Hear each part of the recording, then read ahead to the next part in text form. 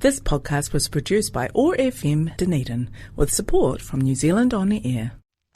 Welcome to Headscarves and Good Yarns with me, Amal. The show is all about talking about race, diversity and everything in between, all in the hopes of empowering a more empathetic Aotearoa. We talk about all these huge life things through the lens of people's lives and stories. I hope every yarn you take a wee gem from it and expands your heart and mind just a wee bit more. Kia ora, assalamu alaikum. Welcome to another episode of Headscarves and Good Yarns. I am super excited to be sat here chatting, and today we are going to be talking, we are talking intent, motivation, anti-blackness, microaggressions, dehumanization, just really getting into it. And there was I don't know if y'all are perpetually online like I kind of am, then you'll definitely know what I'm about to talk about. But if this is all new, don't worry, you do not need to be on the internet to catch the ripples of kōrero that this event has started. And I think this is all of, this whole event is, it very much lives online, but it has some very real life impacts, and I really wanted to dedicate an episode talking about this particular incident, but not because of what happened, but more so the wider conversations that surround what happened. And this conversation, I think, is relevant for everyone. Very relevant for everyone. But before I start this episode, the week that I'm recording this, it's Monday the 4th of November, and potentially by the end of this week, or not potentially, by the end of this week, we will know who the next American president is. And every single time America, it's like their election season, even though it's a country that feels far away, it always has ripple effects into the rest of the world. And so, that's been front of mind at the moment, and it'll be interesting to see where it goes. So, I will be watching as during this week to see what happens.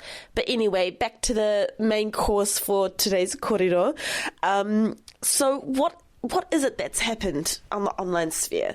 So there's this podcast called Under the Influence, which, funnily enough, their acronym is UTI.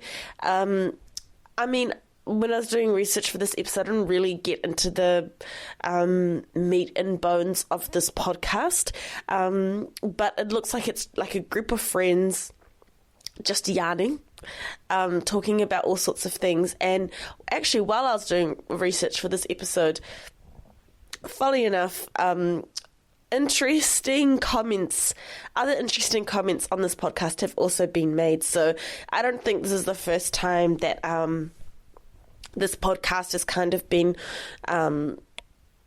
called out for what they've said. It's happened so many times that it probably will happen again in the future, unless from their apologies they actually have done the work that they have said so in their apologies. But anyways, it's like a group of friends. I think maybe between the hosts, there might be some who are in relationship with each other. I'm not 100% sure, but it's a group of friends, and they just talk about all types of random things. And as the name suggests, I think there are particular drinks maybe that's around when they are recording, but I don't think it's every single episode, and I don't think it's in excess.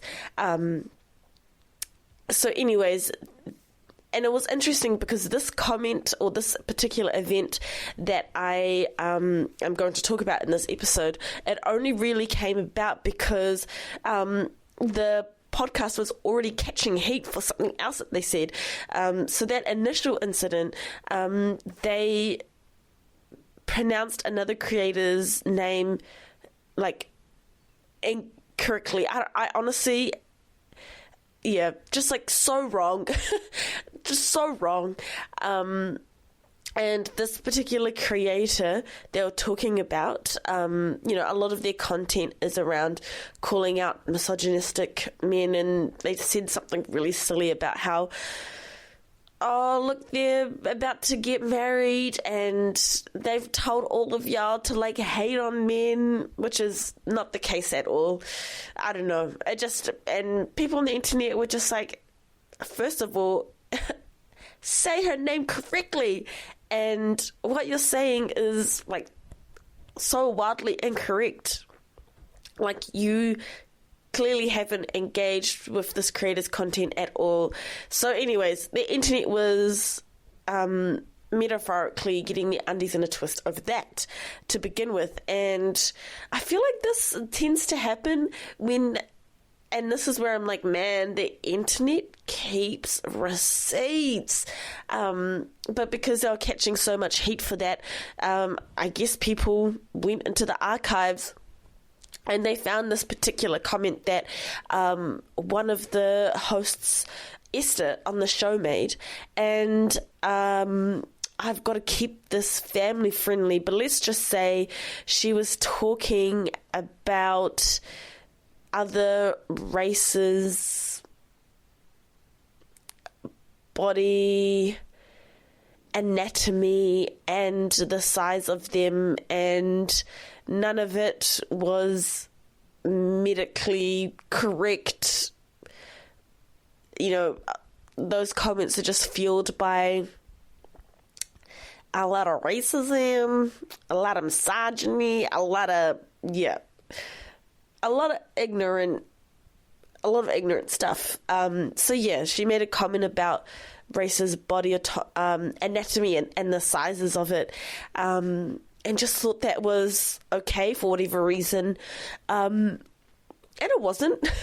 And it really wasn't. And Esther got told that, the internet, again, and correctly so, got their knickers in a twist and had a lot of things to say. And the commentary in response to Esther's original comments, wow, it was overwhelming in a good way, because there's just a lot to unpack, and of course classic internet styles. People get called out for something, they go offline, and you don't hear from them for, days, weeks, however long it may be. They just go completely dark. And then the apology videos come out. And we were just so spoiled in this case, because we got more than one apology video, and I think the apology is what I kind of want to unpack in this particular instance, but also the initial comments that were made. I think I also really want to unpack that as well. So in the apology, Esther talked a lot about intent, that it wasn't her intention, but, she acknowledges the damage that it has made. And I feel like we've gotten to, like, in the past couple of years, I think as consumers of the internet, we've become more critical of, what we're watching. And I think that's a great thing. I think, we're holding, what we consume on the internet to a higher standard when we're more critical of it, right?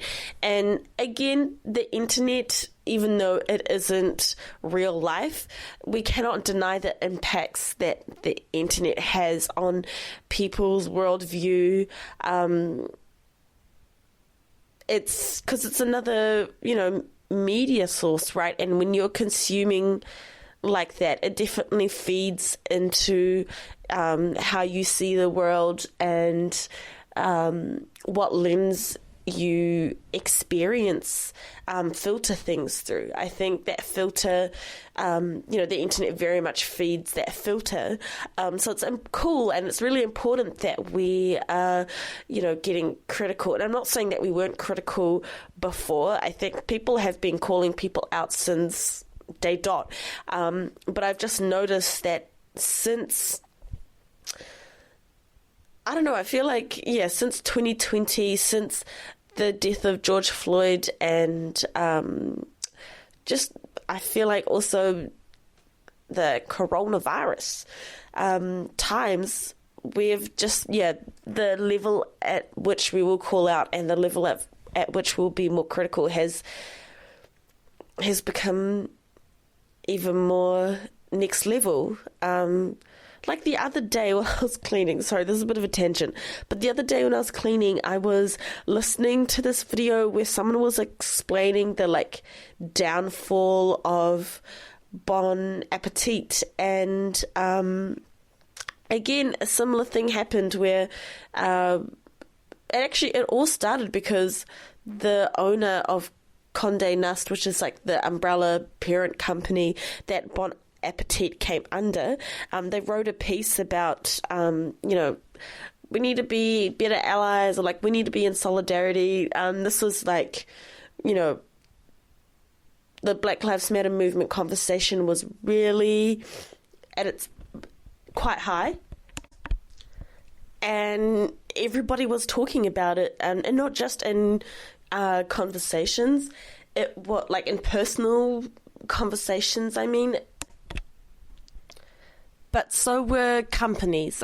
Companies were really getting involved in the Black Lives Matter movement conversation. And so, the owner made a post, saying, we should be allies, da-da-da. And then people, again, the internet always has the receipts and never lies. And they found some really anti-Black behavior from this owner. And that was just the first domino that fell. And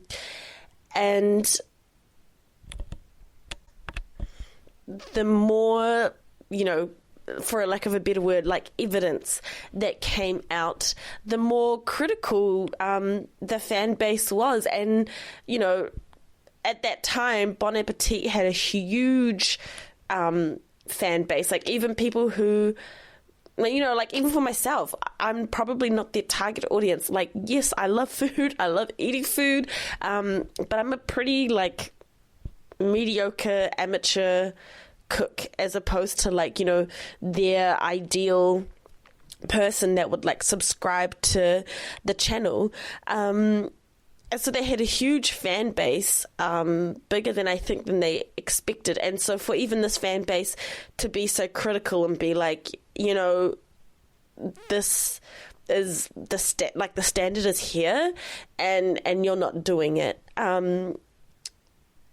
I think it, and I feel like this has been happening more and more since then. I'm not saying that the Bon Appetit started something here, but I feel like from that time since 2020, the level of critical thinking, I feel like, has remained. And, people just can't get away with perpetuating harm in that way anymore, which is good. But I think the thing that is a slippery slope, right? Because it's pretty easy to cancel, but to have the growth and to engage in those really hard and uncomfortable conversations that are surrounding, the thing, I think is where the growth and the hard work comes from. So, yeah, I think it's great that we're being so critical, and hopefully we can keep bringing on that energy, because it's a good kind of pressure. So anyways, that pressure was definitely applied to Esther in this situation. And in her apology, she spoke a lot about intent. and how it wasn't her intention, but she kind of acknowledged the impact and the harm that it had. And I think I want to get into that part specifically a bit later. But, the fact that Esther even said that to begin with, I think, she brought it up for the lulz, she brought it up for the plot, she brought it up, just to spice up the conversation, which, I don't know how I feel about that. But when, wildly ignorant things like that are brought up, it may seem just like, banter, it may just seem like conversation, but it actually, there are some real life impacts of perpetuating stereotypes like that, because in that moment it may seem like a joke or whatever, but there are a lot of people who generally take that as fact, and there are people out there who just wouldn't even question it, like, oh yeah, that is true, and you can see how that feeds into other beliefs that have real life impacts on how people practice and see this world.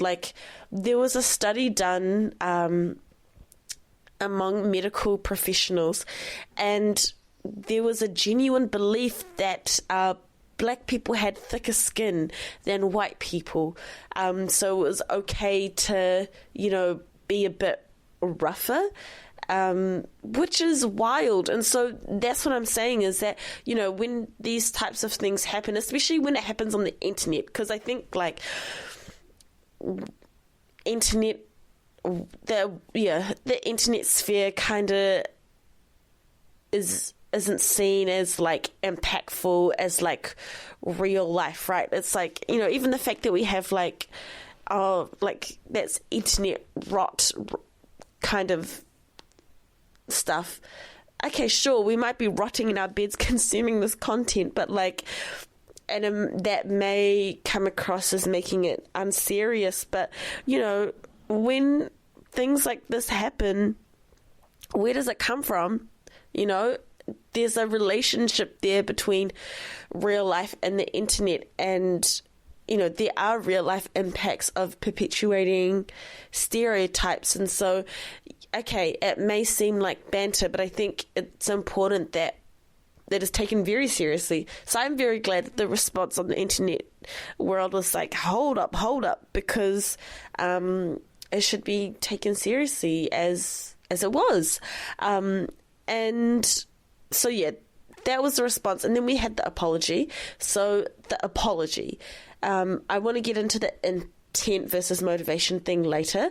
But when Esther was apologizing on the show with the other co-hosts, and I think perhaps she brought it up again in her other apology video, but it was something along the lines of, because I am Asian, I understand, what it feels like to be on the receiving end of, hate and discrimination and ignorance. And, I know I've said this before on the show that, sometimes even though it's not the same, and we shouldn't turn this into some kind of ignorant Olympics, who gets hit the most type of thing. But, I have said this on the show before, that sometimes there is value in trying to compare experiences, because, you're developing that sense of empathy and developing that sense of understanding. And, that sense of sharedness and that sense of understanding, may be just enough scaffolding to then empathize, humanize, and be more curious about what's happening. And, I'm not... Whenever it comes to talking about any of the isms, and, when it comes to the conversation around, how to be a better ally, it is so, nuanced and complicated, and there are many layers to it. But one of the barriers I feel is that one of the barriers to, being a better ally, or just showing up for co-puppers and showing up for communities that are not intrinsically tied to your own, is that, there is a sense of us versus them, or there's a sense of there's no kinship here. And I think when a community or group has become so dehumanized, or there isn't that connection there, it's very easy to not take it seriously, to not be invested. And so if, using your own experiences provides just enough scaffolding for that kinship to grow, and for that us and them rhetoric to be broken down, then I think, that's amazing. But there's very much a time and a place for that. And the time or place for that is not in an apology, because the whole point of an apology is to center the pain of the, of the community or the person that you hurt, and to then, bring that fact up during the apology. It's just not the time or the place, and that should have been kept to yourself and your own growth and own self-reflection, as opposed to bringing that up in an apology. And I feel like, it's just taking a step back from this whole Esther and UTI situation. That happens quite a lot in apologies, or like it just happens a lot where, people bring up their own stuff. And there's definitely a time and a place for that. I'm not saying that it's invaluable, but there is definitely a time and a place to bring that up.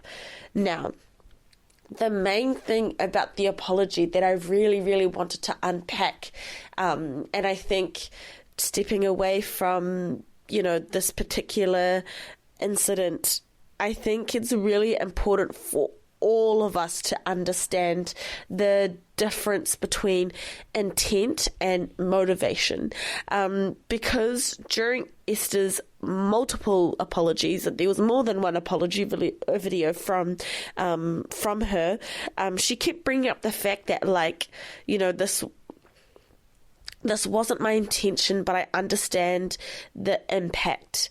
And at first, when that whole korero came out about intent versus impact, I was like, yo, like, this is awesome. This is really cool. Because, until that became like a common thing to say, I don't think it was acknowledged. I feel like, when we look at the evolution of like intent and impact, it was like, the first phase was, well, that wasn't my intention, therefore, I'm, absolved, and my apology should be accepted. I know people didn't exactly say it like that. I'm sure there have been some people who have said it like that.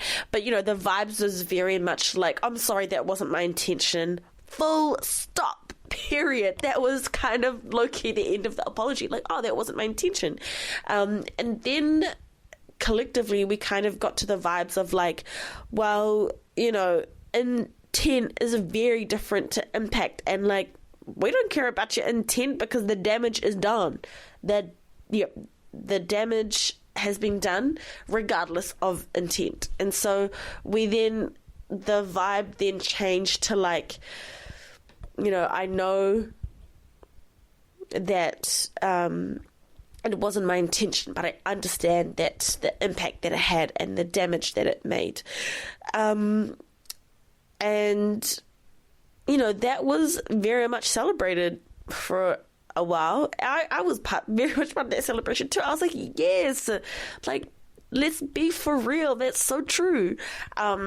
because intent and impact are completely different things. And even if that wasn't your intention, that hurt is being felt, that damage has been done, and that y'all need to take responsibility for that, and that needs to be accounted for, whoever is doing the apologizing.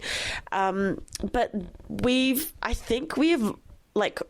as a society, we have loved this vibe so much, it's kind of become formulaic now. And just, you can, and this is me just with my own 2 cents, if you want to get into the situation yourself and you want to watch Esther's apology video, go for it, by all means. Definitely go for it, because there was all types of there were all types of opinions on it. But in my point of view, the apology, it did kind of come across in a very ChatGPT formulaic way. And this is just my 2 cents. It really just came across as, here are the words I am saying because y'all are making so much noise about it. It's impacting my career and my sponsorships. That's very much the energy that it was giving. But, if we kind of take a step back from Esther, if you think about apologies these days, okay, there's a certain formula to it, y'all. When we have influencers and celebrities come onto, or just any people of influence come onto the screen, it's usually some kind of somber background, plain background, all white, or I don't know, very, very simple, somber vibes. And then it's I'm genuinely so sorry. That word gets you so much. I'm genuinely so sorry. Then the next line is usually, this wasn't my intention. I did not intend to harm. I did not intend to perpetuate harmful stereotypes. But I understand that the impact my words still had, and I sincerely apologize for the damage to insert X community in here. And I apologize. It was exactly like that. And I feel like apologies these days are exactly like that. And it's used so much that I feel like the power of that wasn't my intention, but I understand the impact. The power of that has kind of been taken away. And I think, as we leveled up from that wasn't my intention, full stop, to, this wasn't my intention, but I understand the impact, I think we need to change the vibes up and we need to level up again. Because, yes, I fully agree that, that wasn't Esther's intention when she made the comments that she did. I'm sure Homegirl did not intend, to have this backlash. I'm sure she did not intend to lose brand deals and sponsorships, and, I'm sure she didn't intend any of it. But I think what would have maybe been a lot more valuable for Esther to highlight in her apology, as opposed to her intent and impact, would be motivation.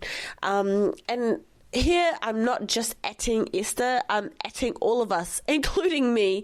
I think, whether or not you're apologizing, because not every moment leads to some kind of, sit down apology, but whenever we are reflecting on our behavior and we're thinking about intent and we're thinking about impact, I think another thing we should be thinking about is motivation.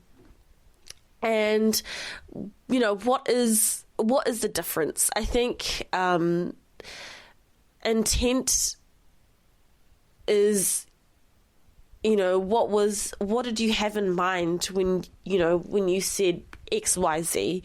And most of the time, people's intention isn't to I'm going to say XYZ because I want to hurt people. I want to cause harm.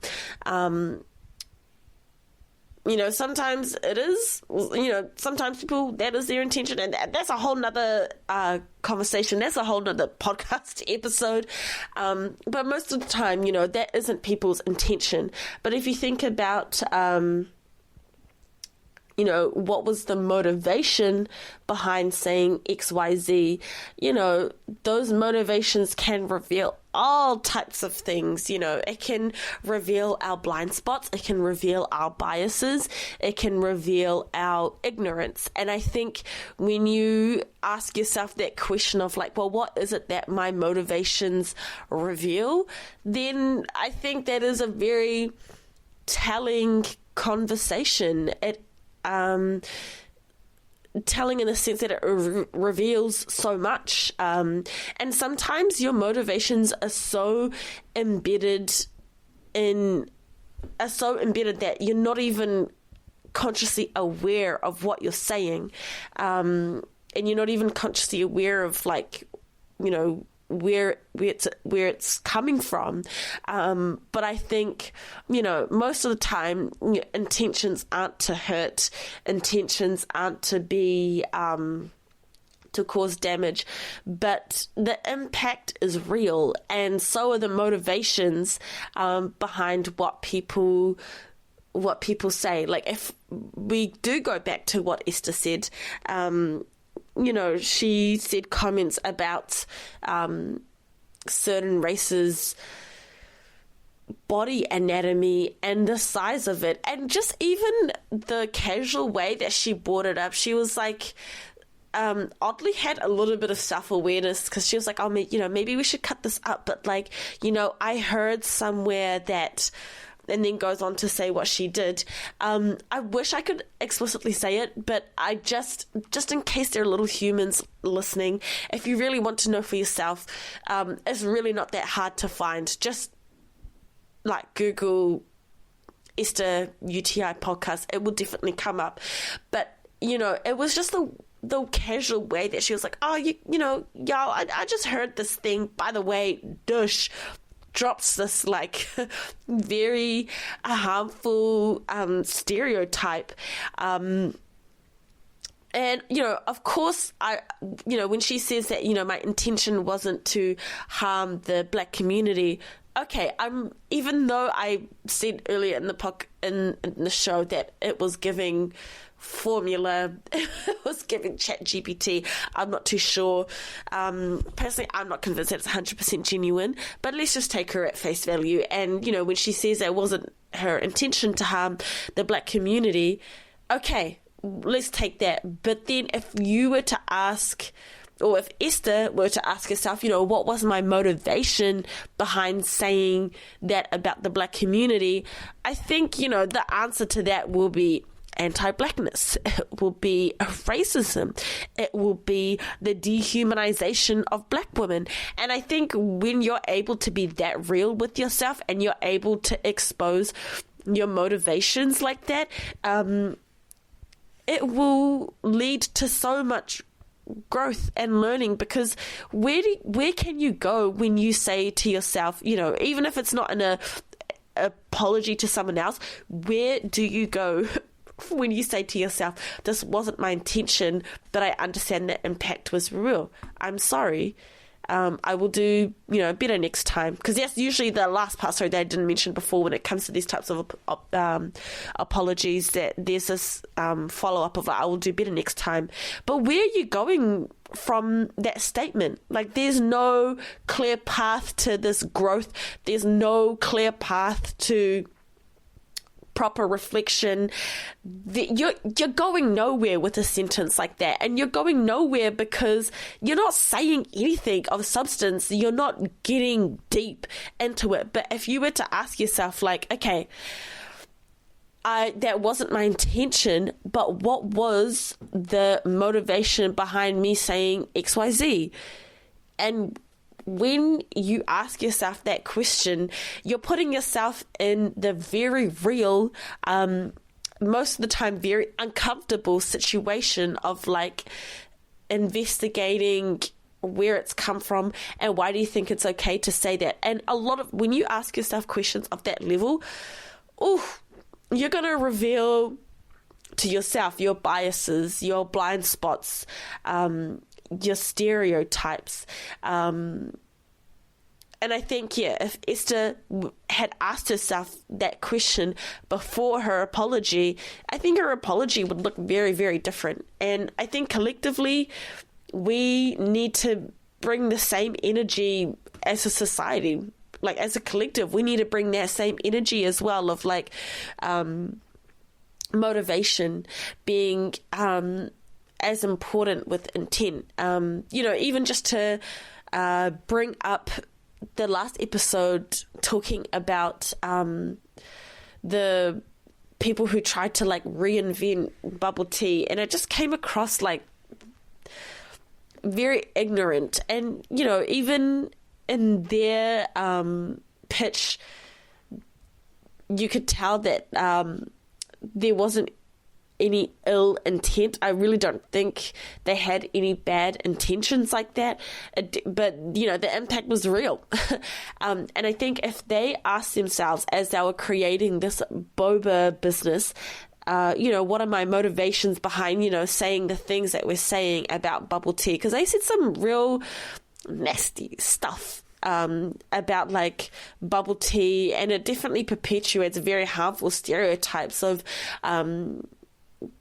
Asian cuisine and the racism that surrounds Asian cuisine. But they're saying stuff like, we don't know what's in bubble tea, we don't know what's in the sugary drink, but what we've made is healthy. It's like, bubble tea is not as shady as you're making it out to be. We know what's in it, okay? Yes, it is sugar, but let us eat that sugar in peace. Okay? And I think if those people were to ask themselves, what are our motivations when we say we don't know what's in that sugary drink, then I think the answer, would be way more revealing than, than the whole intent versus impact thing. And I think even for yourself, when you're doing your own reflection and own growth, if you're sitting in any kind of discomfort, asking yourself, well, what was the motivation behind me saying XYZ? It will reveal so much. And when you have exposed to your own self what your blind spots and biases are, it explains so much, and it reveals so much, and there actually now is a clear path to follow when it comes to getting better and to growing and unlearning and learning, and just doing better. There's a clear path. I think the intent thing, like, where are we going with that? Where are we going with that? I'm not too sure. But there is a clear path, I think, when you ask yourself the motivation of, why people say certain things. And I think it's important that we talk about what those motivations and what they reveal. Even thinking back to myself when I when I was thinking about this whole Esther situation, I was mulling over it, and I was like, oh my gosh, I just immediately was annoyed when she said that statement about the intent versus impacting it. And I had to ask myself, like, why does it annoy me that much? And I kind of landed on this conclusion of motivations. And when I landed on this conclusion about motivation, I thought back, I did a little bit of self-reflection. I did a little bit of inner work, and I was thinking about moments where I had said things and done things, and I pushed through the shame, and I asked myself that question around, what was the motivation behind me saying that? And, even though these things that I said happened a while ago, even asking myself that question around motivation, it just led to such deeper reflections and deeper growth that I just hadn't realized at that time, because I think I was asking myself the wrong question. So I think the whole motivation thing, it is a lot more impactful than, in questioning intent or investigating intent and understanding what goes behind that. I think motivation is the vibe we all need to kind of be chasing. And another thing about the whole Esther situation that I think is valuable to bring up is the fact that anti-blackness can happen. It can happen anywhere. It's not just specific to I think anti-blackness is misunderstood in the sense that, only those who have the power and the privilege in this system that we live in, which, to put it bluntly and to be specific, is, white people, that anti-blackness can only exist with those that have like the most power and privilege. And I just want to put a couple of caveats saying that out there. Now that I've said that, I just want to put a couple of caveats out there that, yes, I understand that, life is not just lived from the one dimension of our race, and people can have tough lives regardless of their skin color for so many different reasons, and that there are also other systems in play. The power and privilege that white women have compared to white men are different. I want to put that caveat out there. But when we think about the system that we exist in, the system of whiteness, it is white people that have the most power and privilege in the system of whiteness. And I feel like there's a misunderstanding there that anti-blackness, only exists with those who have the most power and privilege.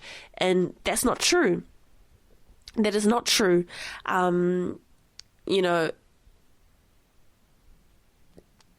This anti-blackness can exist everywhere in our society, and even in communities where, they are also disadvantaged or harmed by the system of whiteness we exist in.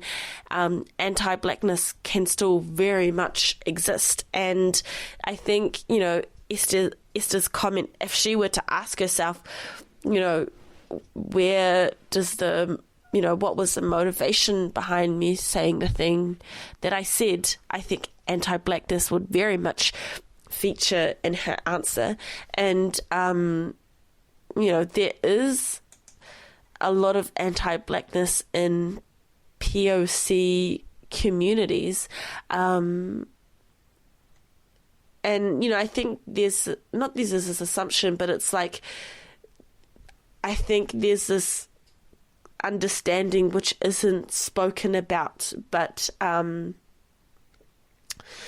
if there are communities that are marginalized by the systems that we exist in, that they wouldn't perpetuate that same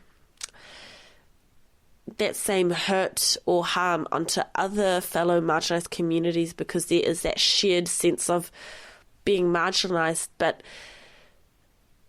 that is not true.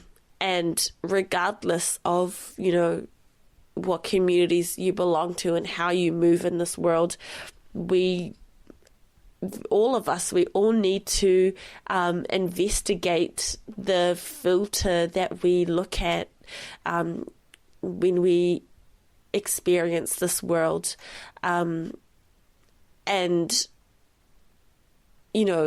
other marginalized communities and other communities of color can maintain that anti-blackness. And I know, it can go the other way around, and there's so many types of isms that we all, and harm that we put upon each other. But because this episode is talking, centered around Esther and the ignorant comment that she made, I want to highlight anti-blackness in this particular episode. And, there is a lot of anti-blackness that exists in communities of colour and other marginalised communities. And this anti-blackness very much exists. And so, I think this system that is white supremacy, it does a pretty good job of pitting communities that, you would assume or would think would have that shared sense of automatic solidarity, would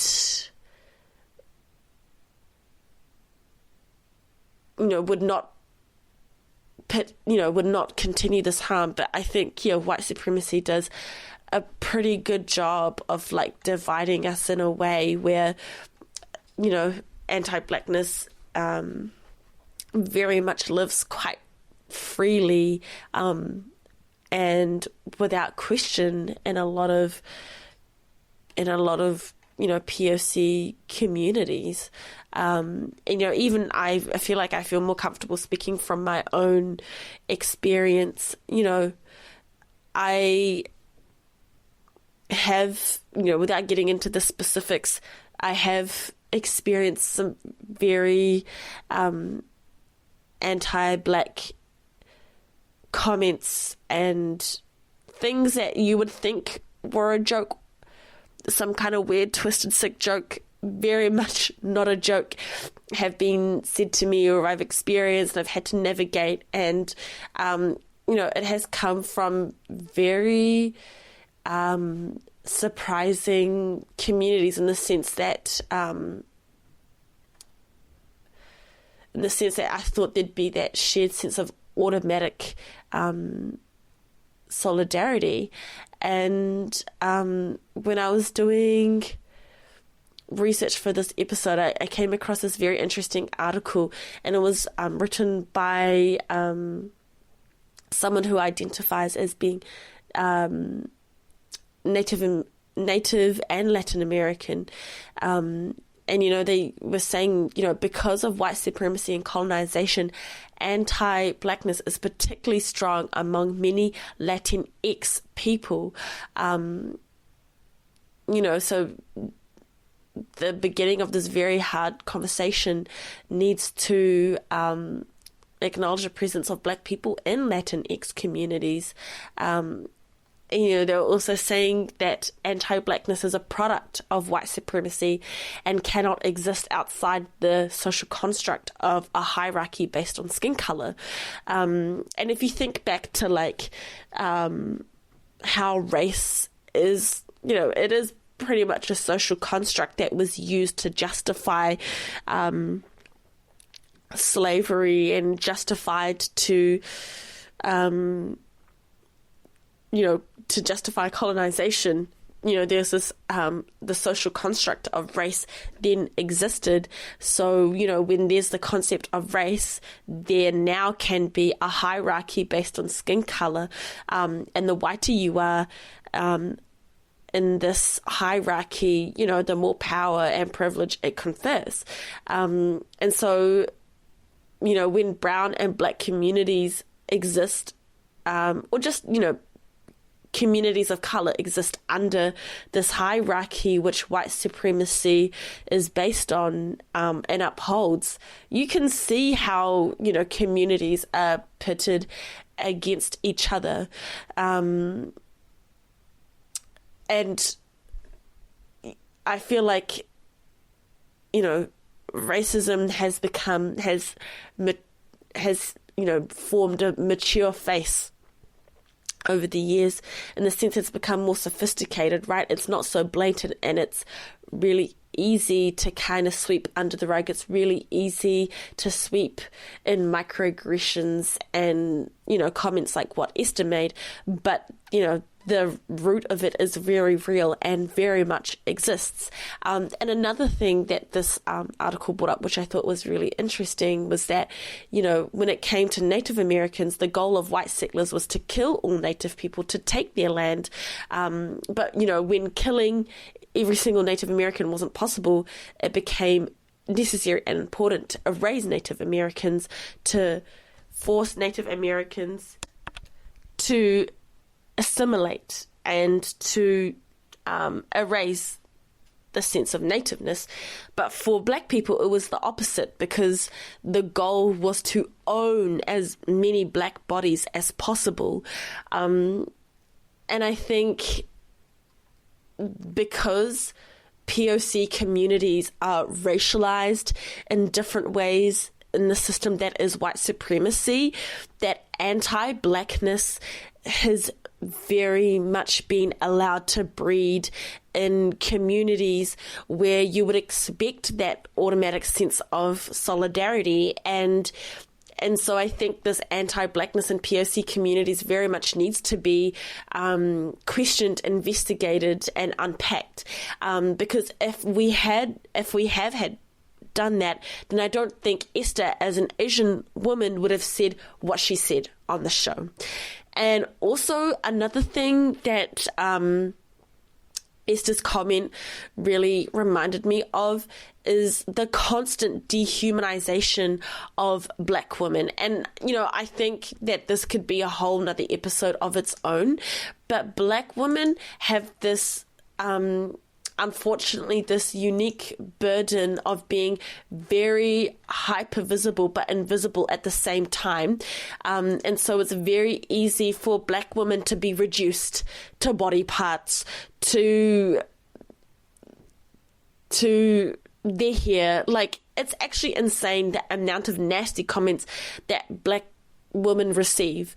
When I was doing research for this episode, and I was just trying to look for other examples, it was actually so overwhelming, the amount of dehumanizing, audacious comments that were made about Black people. And this happened so much, I didn't even bring it up into the episode because there were too many examples, and it could be an episode on its own, but yeah, I got to save that for another time because we're running out of time. But the main golden nugget that I want y'all to take away from this episode is motivation, and the importance of asking yourself the motivation of saying XYZ, because intent, most of the time we don't have bad intent, but the impact is real, and the damage has been done. So to ensure the damage does not continue, what are our motivations behind saying the things that we do? Thank you for tuning in to another episode of Headscarves and Good Yarns, and catch you for the next one. Thank you for tuning in into another episode of Headscarves and Good Yarns. To keep spinning the yarns, let us know your thoughts. You can find us on Facebook and Instagram at Headscarves and Good Yarns, or email us at headscarvesandgoodyarn@gmail.com. This podcast was produced by OAR FM Dunedin with support from New Zealand On the Air.